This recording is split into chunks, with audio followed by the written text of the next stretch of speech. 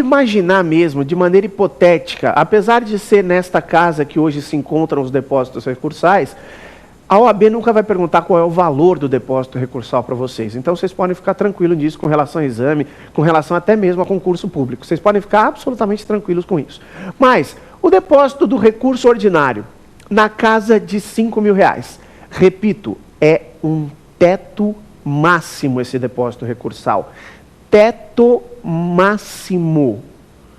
Ou seja, doutores, se eu tenho uma condenação de R$3.000 e eu quero entrar com recurso ordinário, cujo depósito recursal está fixado em R$5.000, quanto que eu pago? R$3.000. Se eu perdi R$4.000 na condenação, quero entrar com recurso ordinário, cujo depósito recursal é 5, teto máximo, quanto que eu pago? R$4.000. Se eu perdi R$200.000, eu pago quanto? 5, porque é este o teto máximo. Se eu perder abaixo do teto, fixo efetivamente para valores de depósito recursal o valor da condenação. Se o valor da condenação for acima do teto, eu me fixo no teto. Doutores, esse dinheiro do depósito recursal não é um dinheiro que eu perco, não. Esse dinheiro é depositado na conta vinculada do empregado do fundo de garantia, ou uma conta que o juízo abrir para ele, se assim ele não tiver. Empregador deposita isso na guia do fundo de garantia, direitinho, e fica rendendo juros, tudo direitinho lá mês a mês, como se estivesse no fundo. Mas é um dinheiro que o empregador não perde.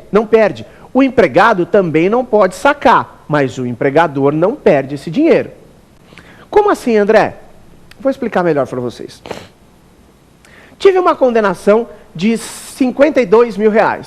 Quero entrar com recurso ordinário, onde eu pago? Quanto que eu pago? 5, que é o teto máximo. Depositei os R$5.000. Fica lá rendendo juros e correção. Ganhei o recurso ordinário. Pego esses 5.000 de volta, ponho no bolso, tudo direitinho, bonito. Perdi o recurso ordinário. Eu posso até liberar para o reclamante e complementar com o restante da condenação, se houver restante. No exemplo que eu dei, há esse restante, portanto, eu complemento. Ou seja, é um dinheiro que eu não perco, tá? É um dinheiro que eu não perco. Tem o depósito recursal, então? Se for empregador, tem o depósito recursal. Mas tenho, doutores, mais um pressuposto de admissibilidade para tratar, que são as custas processuais. Não posso esquecer das custas processuais, que no processo de conhecimento são fixadas pelo artigo 789 da CLT em 2% do valor da condenação ou 2% do valor dado à causa. Ou 2% do valor da condenação, ou 2% do valor dado à causa. Essas custas, ambos pagam. Quer dizer, ambos não, porque quem perde, paga. No processo do trabalho, em regra, tirando a novidade que nós temos hoje em dia sobre a ação rescisória, não se paga custas para distribuir a ação. Paga custas se você perder. Perdeu, você paga as custas processuais. É assim que ocorre no processo do trabalho. Se o reclamante perdeu, ele paga 2% do valor da causa para recorrer. E se o reclamado perdeu? 2% do valor da condenação para recorrer. Mas, André, e se os dois perderem? Como assim se os dois perderem? Ora, doutores, a sentença não pode ser procedente em parte? Se for procedente em parte, ambos ganharam alguma coisa, mas ambos perderam alguma coisa. Se a sentença for procedente em parte, quem pode recorrer? Ambas as partes. Mas cuidado, só o reclamado, paga depósito recursal.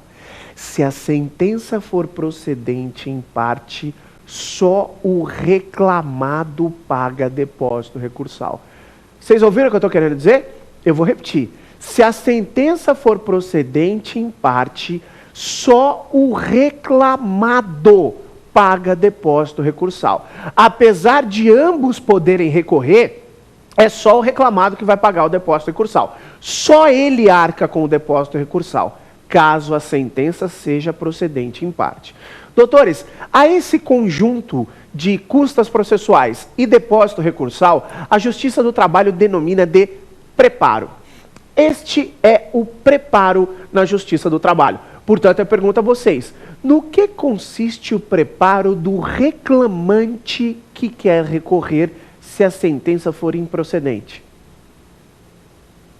Custas processuais. André, mas e se ele for beneficiário da justiça gratuita? Não só ele, como o reclamado também. Ah, André, o reclamado pode ser beneficiário da justiça gratuita? Em duas situações. Se o reclamado for pessoa física, porque a lei da justiça gratuita, 1060 de 50, ela destaca que qualquer pessoa física, desde que preencha os seus requisitos, pode ser beneficiário da justiça gratuita. Então, reclamado, pessoa física, pode ser. E pessoa jurídica, não. Se for associação beneficente, pode. Entidade filantrópica, sem fins lucrativos, pode também. Se beneficiário da justiça gratuita, não paga custas processuais. Mas vamos lá.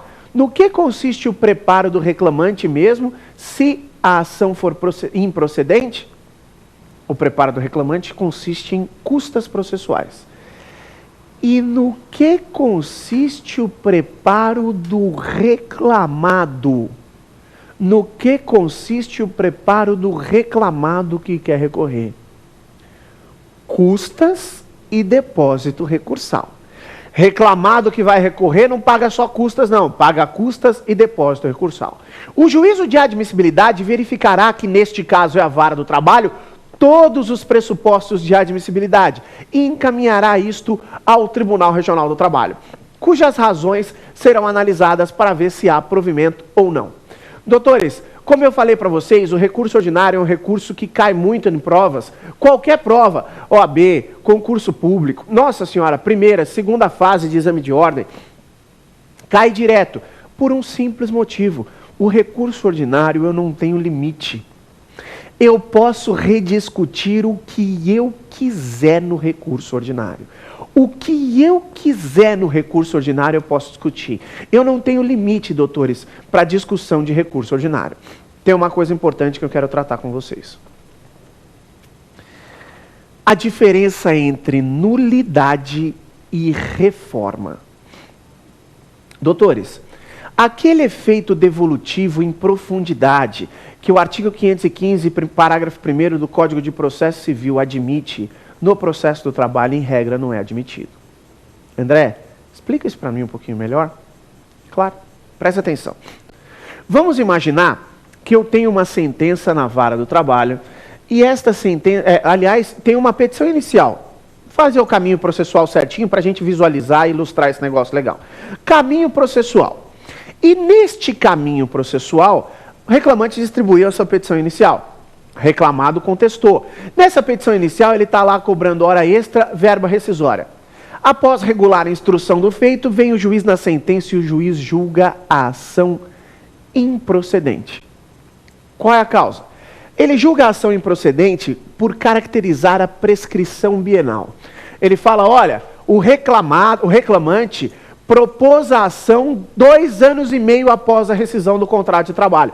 E o artigo 11 da CLT e o artigo 7º, inciso 29 da Constituição, fala que a ação prescreve 2 anos após a rescisão.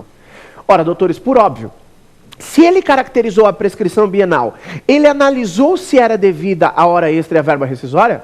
De jeito nenhum. O que faz o reclamante? Recurso ordinário. O reclamante, então, entra com recurso ordinário e fala assim, lá para o tribunal, o juiz da vara do trabalho errou. Não há que se falar em prescrição bienal, porque no meio desse tempo, eu propus uma demanda trabalhista que foi arquivada. E como a súmula 268 destaca, a demanda trabalhista, ainda que arquivada, interrompe a prescrição. Chega o Tribunal Regional do Trabalho, o tribunal fala assim, ih, rapaz, o juiz da vara errou mesmo. Não tem prescrição bienal. Ou seja, o juiz reforma, o relator, normalmente hoje desembargador, relator do Tribunal Regional do Trabalho, reforma a decisão no que diz respeito à prescrição bienal. Ele pode julgar a hora extra e as verbas rescisórias? Perceberam onde eu quero chegar? Juiz reformou a prescrição. As horas extras e as verbas rescisórias que não foram julgadas em primeira instância, o juiz do Tribunal Regional do Trabalho pode julgar? De acordo com o Código de Processo Civil, repito, artigo 515, parágrafo 1º, pode. Porque lá fala do efeito devolutivo em profundidade. Pode discutir tudo, até aquilo que não foi objeto de discussão em primeira instância. No processo do trabalho, em regra, não. O processo de trabalho, em regra, doutores, não admite este efeito devolutivo em profundidade. O processo do trabalho, ele entende que isso